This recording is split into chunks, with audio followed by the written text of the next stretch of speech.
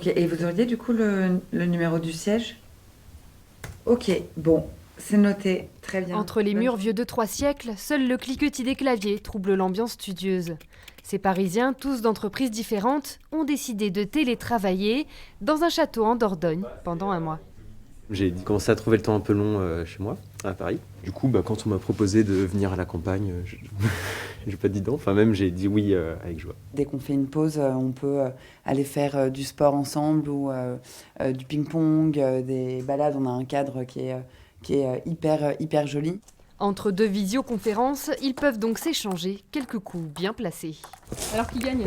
Bah moi, comme d'habitude. Ils vivent leur premier patch, un mix entre télétravail, coworking et vie à la campagne.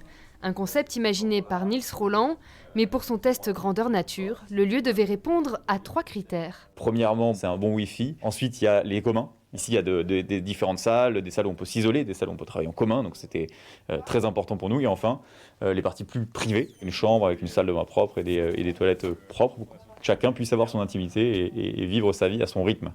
Pour une 60aine d'euros par nuit, chacun peut donc travailler à distance dans un lieu idyllique, mais ils doivent aussi s'organiser pour la vie en communauté. Il y a 3 tâches, le repas du midi, le repas du soir et les courses. C'est par binôme.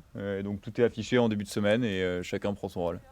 C'est aussi une rentrée d'argent bienvenue pour la responsable du château, séduite par l'idée. On fait de l'événement habituellement et ça a été une année difficile. Donc l'expérience pour nous était très intéressante dans le sens où il va falloir qu'on s'adapte, il va falloir qu'on change nos façons de travailler là dans l'année qui vient. Et c'est une piste de découverte pour des projets à venir.